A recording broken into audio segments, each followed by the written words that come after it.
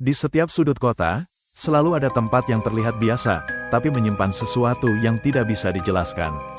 Sebuah ruko kosong di ujung jalan ini, sudah lama ditinggalkan. Tidak ada aktivitas, tidak ada penghuni, tapi anehnya, kadang masih terdengar langkah kaki di dalamnya saat malam tiba. Apakah itu hanya ilusi, atau memang ada yang masih tinggal di sana? Selamat datang di dunia tak kasat mata. Tempat di mana cerita bukan sekadar cerita, dan tidak semua bisa dijelaskan dengan logika. Di sebuah jalan lama yang sekarang sudah jarang dilewati orang, ada satu ruko 2 lantai yang dari luar kelihatan biasa saja. Tapi anehnya, siapapun yang pernah masuk ke dalamnya pasti bilang hal yang sama, tempat itu beda. Rukonya nggak besar, catnya sudah pudar, dan kaca depan agak buram seperti nggak pernah benar-benar dibersihkan sampai tuntas. Di siang hari masih kelihatan normal, tapi begitu sore ke malam, suasananya berubah jadi lebih berat, lebih dingin, dan terasa kosong yang nggak wajar.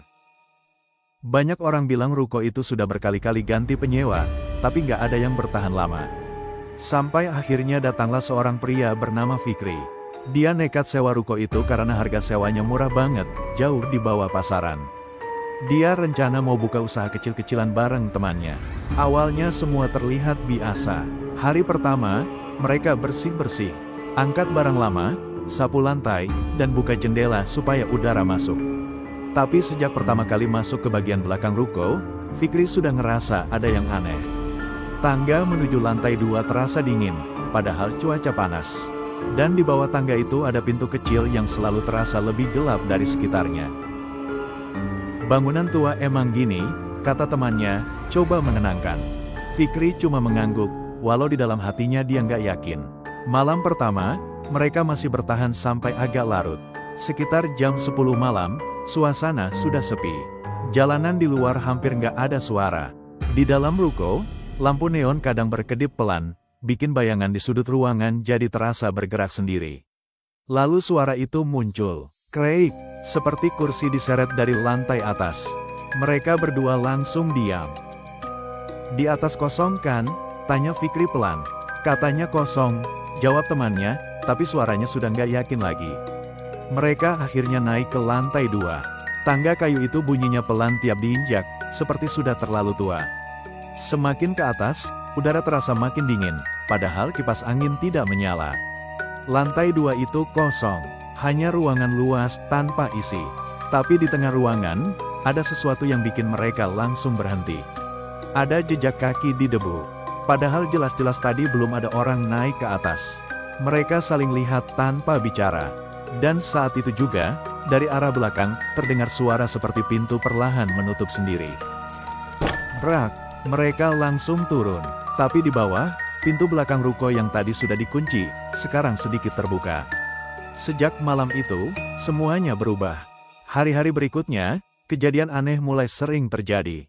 Fikri mulai sering dengar suara langkah di lantai 2, padahal dia sendirian di bawah. Kadang terdengar seperti seseorang berjalan pelan, berhenti, lalu lanjut lagi. Bukan sekali 2 kali, tapi hampir setiap malam. Temannya bahkan sempat bilang pernah lihat bayangan tinggi di lantai 2, berdiri diam di dekat tangga. Gak bergerak, tapi terasa seperti memperhatikan.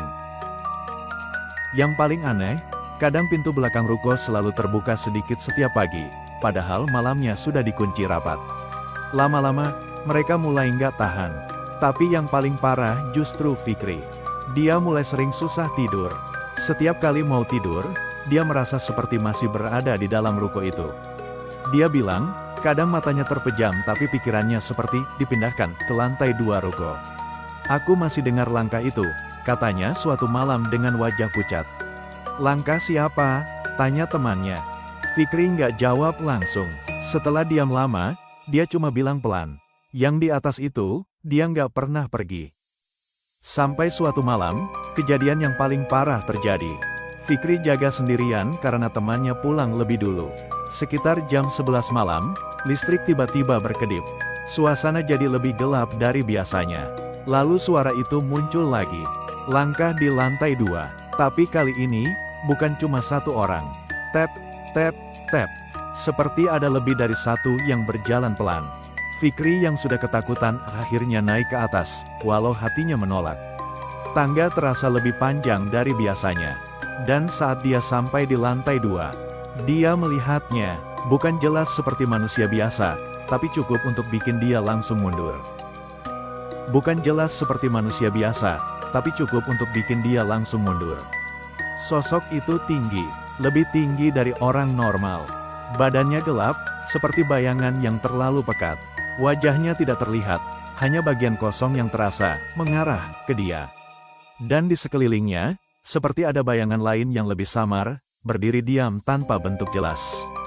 Sosok utama itu tidak bergerak, tapi Fikri merasa seperti sedang ditatap. Saat itu juga, lampu mati total. Fikri langsung lari turun tanpa melihat belakang. Sejak malam itu, dia nggak pernah berani masuk ruko lagi. Tapi masalahnya nggak berhenti di situ. Setelah kejadian itu, Fikri mulai terganggu di luar ruko juga. Dia sering merasa seperti diikuti.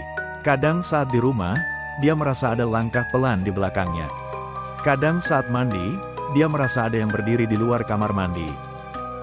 Dan yang paling mengganggu, dia mulai sering melihat bayangan tinggi itu di sudut matanya, di kaca, di jendela, bahkan di refleksi layar HP.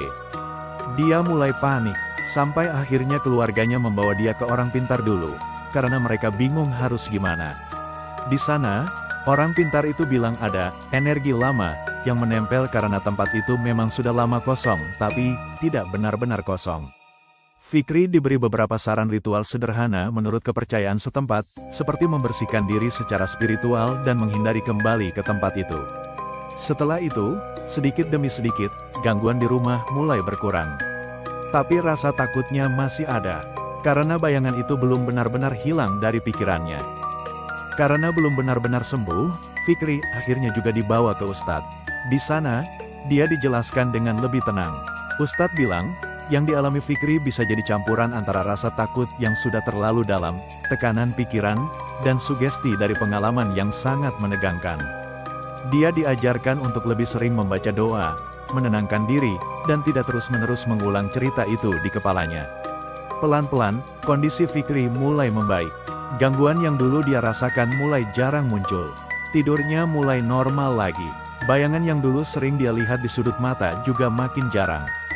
Tapi satu hal tidak pernah berubah. Setiap kali dia lewat jalan dekat ruko itu dari kejauhan, dia selalu diam sebentar.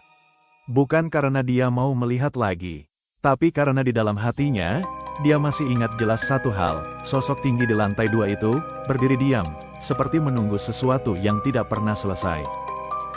Dan sampai sekarang, ruko itu masih berdiri, kosong, tidak pernah lama ditempati siapapun. Seperti ada sesuatu di dalamnya yang memang tidak suka ditemani terlalu lama. Kalau kamu suka cerita horor yang terasa nyata, penuh misteri, dan bikin merinding sampai susah tidur, jangan lupa subscribe ke channel Dunia Tak Kasat Mata. Di sini, kamu bakal nemuin kisah-kisah yang mungkin belum pernah kamu dengar sebelumnya, cerita yang dekat dengan kehidupan sehari-hari, tapi menyimpan sesuatu yang nggak terlihat. Subscribe sekarang, dan siap-siap masuk ke dunia yang tidak semua orang berani lihat.